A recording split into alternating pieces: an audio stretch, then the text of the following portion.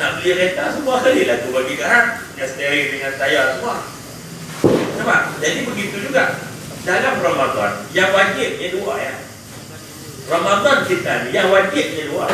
Apa dia? Puasa, zakat fitrah. Itu ya wajib Ramadan. Zuhur asar ni itu memang wajib, bukan supaya Ramadan. Tak Ramadan wajib lah. Tapi takkan kita hanya buat dua ni saja. Berbandingan ya. Sebab kalau kita ambil puasa saja, yang wajib tadi ni. Ingat amaran Nabi, ramai orang puasa tak boleh apa, melainkan lapar dan dahaga saja. Nampak? Kami shaimin, ramai mana orang yang berpuasa, Nabi kata tak boleh apa, melainkan lapar dan dahaga saja. Itu kalau dia ambil puasa saja. Ramai mana hari orang tanya ambil puasa saja, dia ambil yang wajib saja. Ataupun dia tak puasa, bayar zakat fitrah. Ini lagi terlalu. Puasa tak? Dia bayar zakat fitrah ya. Yang dia bayar mungkin sebab dia hamil, dia bayar. Lagi dia baca tengok hang hamil tak bayar pula. Dia bayar, dia puasa dah. Pun tak ini lah. Sebab itu bila sebut mendirikan Ramadan, dia datang fikir. Bila fikir, akan sembahyang lah. Yang menghidupkan amalan itu adalah yang sunat-sunat, yang mencantikkan dari dia atas baik. Sebab itu apakah amalan yang menghidupkan Ramadan tadi? Maka tuan-tuan sekalian, yang pertama kita selesaikan yang wajib. Puasa kita buat yang terbaik, zakat fitrah sampai waktu kita bayar. Tapi di sana ada amalan-amalan yang khusus hanya dalam Ramadan. Inilah sebenarnya yang akan melayakkan kita dapat ghufira lahu ma taqaddama min dzambi. Kamu akan diberikan keampunan oleh Allah dengan sebab kamu buat ini. Apa dia? Pertama, tarawih. Daripada awal sampai habis. Tapi kita tak buat. Tak. Sebab apa tak buat? Sebab dia tak faham. Dia tak faham kenapa dia tarawih. Sebab itu Islam, Nabi mensyaratkan engkau hidup ke Ramadan imanah. Bukan kerana lain. Kau buat tarawih, kau tadarus, kau apa benda pun. Kenapa? Imanah. Tuntutan dia buat tu kerana dia faham ini adalah tuntutan iman. Allah yang suruh, Nabi yang suruh, maka bila aku beriman, aku kena ikut Nabi dan Allah suruh. Tapi kalau dia tak faham, dia mari tarawih tu akan rasa apa? Semangat dia. Itu yang penuh awal-awal Ramadan tu sebab semangat. Semangat dia berapa lama? Dia tahan tak boleh. Apa benda pun kalau semangat, dia tak lama tak tuan. Betul tak? Ni perjuangan kita ni kalau harap semangat, pekat tak lama. Itu sebab dekat belah raya pun ramai bukan. Bukan? Betul tu pekat tak? Betul tidak? Inilah ada ni. Inilah dia pun dia semua dia sini. Dia pukul speaker, dia atur dekat semua dia. Tak? Semangat. Nah, semangat. Semangat tak ada apa? Macam lagi bukannya. Dia semangat nak kita luar. Cakap muat. Dia tahu kita luar semangat. Berapa lama dia tahan semangat dia kalau tu? Berapa lama tahan? Dia balik tengok muka bini dia ada semangat. Dia nak sebut. Itu semangat. Dia semangat, dia tak boleh tahan lama semangat. Tapi kalau dia tak faham, dapat Ramadan habis dia duduk ada tiap. Dia duduk tarawih dia ada lagi. Tapi kalau dia hanya semangat, dia cuma beramal di awal Ramadan, di penghujungnya dia jadi hantu ayam. Tuan-tuan tahu hantu ayam apa ya?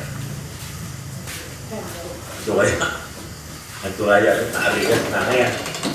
Mereka yang meninggalkan 10 Ramadan terakhir kerana membuat persiapan hari raya. Itu hantu ayam tenang. Dia tinggal tarawih, dia tinggal surau, dia tinggal apa, dia juga persiapan raya.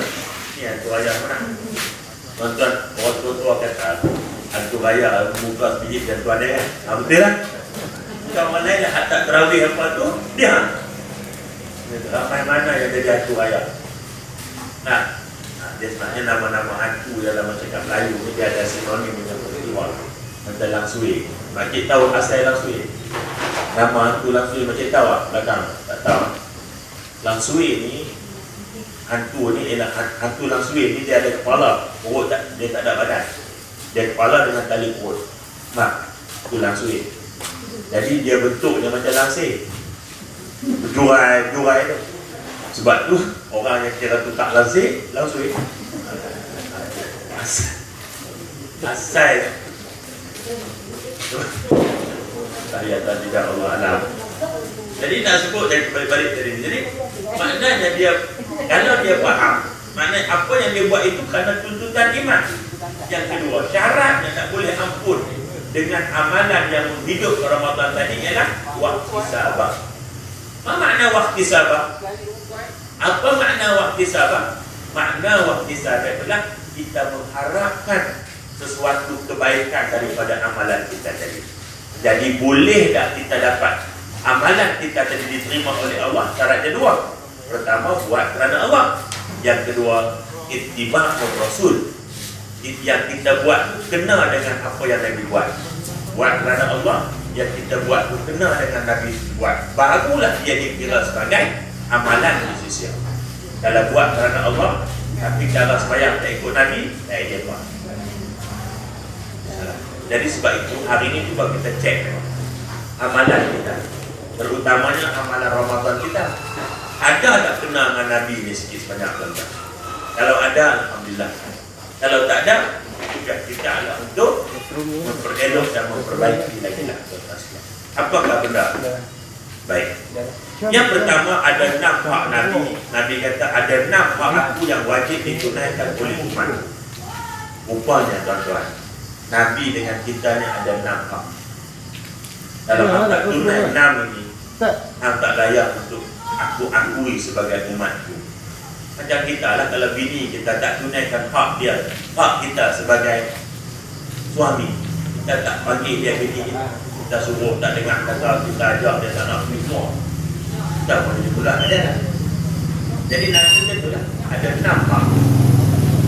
Satu di antaranya, hak 5 tu lain tahun kita cakap malam ni satu.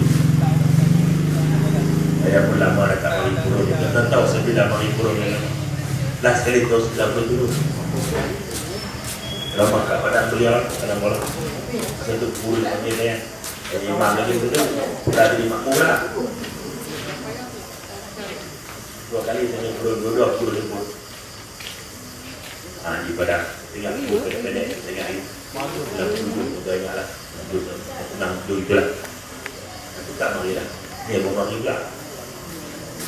Jadi tuan-tuan sekalian, salah satu di antara 6 hak itu ialah kita wajib meyakini bahawa apa yang Nabi buat adalah yang terbaik. Ibnu Abbas radhiyallahu anhu pernah satu ketika Ibnu Abbas sebut macam ni, Ibnu Abbas sebut, aku bimbang Allah menahan air daripada langit, dan aku bimbang Allah menahan air daripada bumi. Hujan pun dia tahan, mata air pun dia tahan. Aku bimbang, kata Ibnu Abbas. Sebab apa aku bimbang Allah buat macam ni?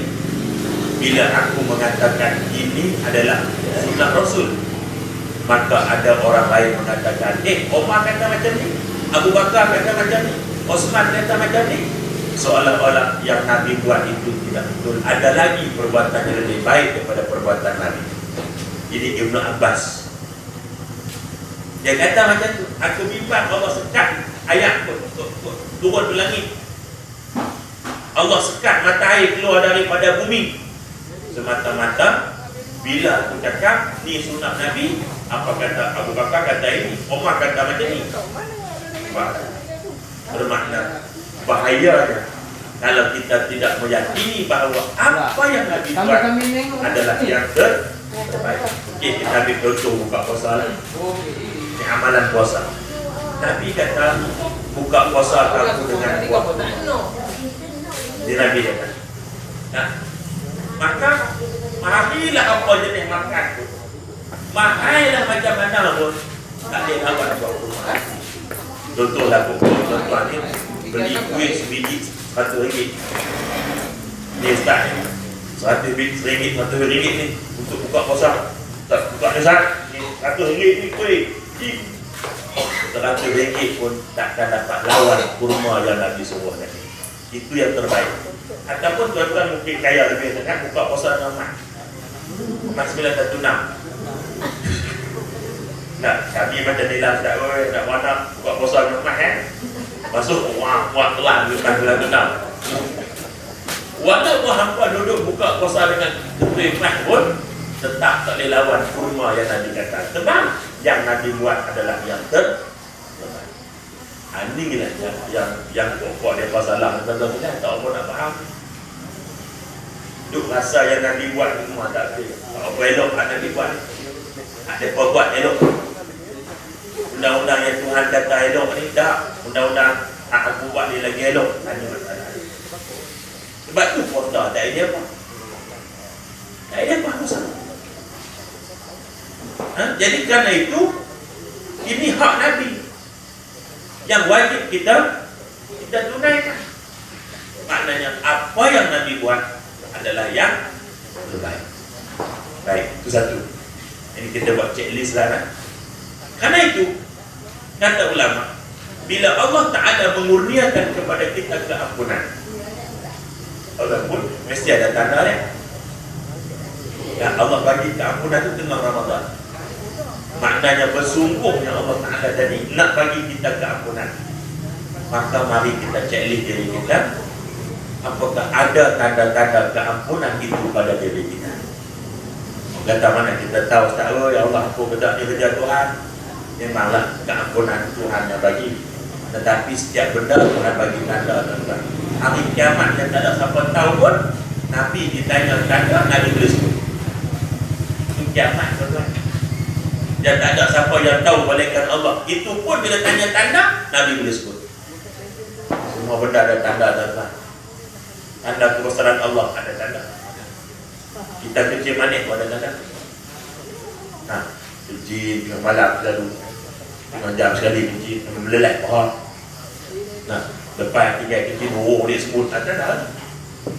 Nampak tak? Kata tak pun nak nampak dah. Kencing manis. Nah, darah tinggi pun. Jadi macam tu juga. Mari kita checklist. Ini sebagai muhasabah lah. Ada ke tak ada tanda-tanda keampunan itu pada kita? Sebab Allah dah ampunkan dosa kita. Yang pertama, tandanya dosa kita telah diampunkan, maka semakin ke penghujung, semakin kita rasa seronok untuk beramal. Kalau awal-awal Ramadan kita ikut ke kawannya, tapi bila sampai pertengahan ni, kita boleh kenal dulu. Boleh kenal dulu. Tapi kita jangan suka orang lah. Dia untuk muhasabah kita tak boleh tengok dosa tak ampun. Dan jangan kelai habis satu bulan. Ini untuk muhasabah kita saja. Ya, ini ulama kata ni untuk muhasabah saja. Imam Ghazali kata antara tanda puasa Ramadan diterima bila kamu itu bersegera melaksanakan puasa 6. Tapi Imam Ghazali kata ni untuk hang saja. Jangan duk suka orang tanya apa senang belum puasa hang tak terima. Berat. Imam Ghazali kata ni untuk muhasabah kita saja. Sebab tanda-tanda amalan diterima iaitu bila kita ada kemampuan nak buat lagi. Itu tanda terima. Lepas puasa Ramadan tak sabar-sabar nak buat puasa 6 pula. Sebab apa? Ini tanda puasa kita yang wajib diterima oleh Allah. Karena kita akan seronok untuk terus beramal. Dan kita pergi haji. Balik-balik orang tanya, macam mana Pak Haji? Dia kata, seronoklah di Mekah. Bilalah pula boleh pergi. Ini tanda haji jadi mabrur. Tapi kalau balik-balik haji, macam mana Pak Haji? Di Mekah. Oi, aku tobat tapi lepas ni aku tobat tak berak. Susahnya nak berak dia datang ke Arafah. Dia kira berak dia saja. Memanglah 5 juta orang tugas tempat zaman kalau banyak. Itu kita bukanlah nak hukum kata, tapi kita faham tak. Kalau itulah aku taubat tak berak. Dia kata melihat nak berak orang punya ramai. Tak tahu apa tanda tak ada makan banyak apa. Bukan lama. Satu malam saja tersedia, tapi lama makan banyak. Saya pun. Nah, itu dari tanda-tanda amalan kita diterima. Jadi macam itulah juga dengan maghfirah yang Allah Ta'ala kata dia nak bagi keampunan ini ya. Maka Antaranya bila kita semakin sonok untuk beramal. Sonok sangat. Maknanya orang yang nampak kekal sampai ke penghujung, maka insya-Allah ada tanda-tanda keampunan telah sampai kepadanya. Satu. Yang kedua, apabila kita berdoa, kita semakin rasa tening ketika berdoa. Dan mula rasa. Kan, kalau perintah awal Ramadan itu, bila Pak Imam baca Allahumma innaka afuwwun karim, kita amin. Tak rasa apa sangat. Ikut Pak Imam baca. Amin. Amin. Amin. Amin. Dia tak rasa masuk dalam ni. Tapi kebelakangan ni, bila doa minta ampun, kita mula rasa. Dalam terbayang dosa yang banyak, ada mula hening. Rasa masuk dalam hati. Yang memang, ya Allah, tolong ampunkan aku, ya Allah. Itu kata ulama, tanda-tanda keampunan telah sampai kepada. Dan yang terakhir, maksudnya, tanda-tanda keampunan itu apa dia? Apabila tuan-tuan sekalian, kita semakin, kadang-kadang dosa kita ni karena perbuatan kita. Kadang-kadang dosa perbuatan telah ampunan, tapi dosa pada harta masih ada lagi. Maka dengan Allah gerakkan hati kita mudah untuk mendermakan harta, itu tanda keampunan dasar tadi. Sebab dosa perbuatan Allah dah ampun. Ada orang dosa berlekat dengan harta lagi. Jadi bila dia jadi pemurah, maknanya Allah membersihkan dosa dia yang berkabit dengan harta tadi. Nah, jadi insya-Allah ya. Dekat tu dululah kita berhenti ni, insya-Allah sudah haji lah. Haji Senin mana. Nah, jadi kita berdekat tu. Lepas ni kita ada tarawih dan boleh-boleh berikut. Jazakumullah khairan. Dan jemputan, mudah-mudahan kita jumpa pada waktu lain. Billahi taufiq. Assalamualaikum warahmatullahi wabarakatuh.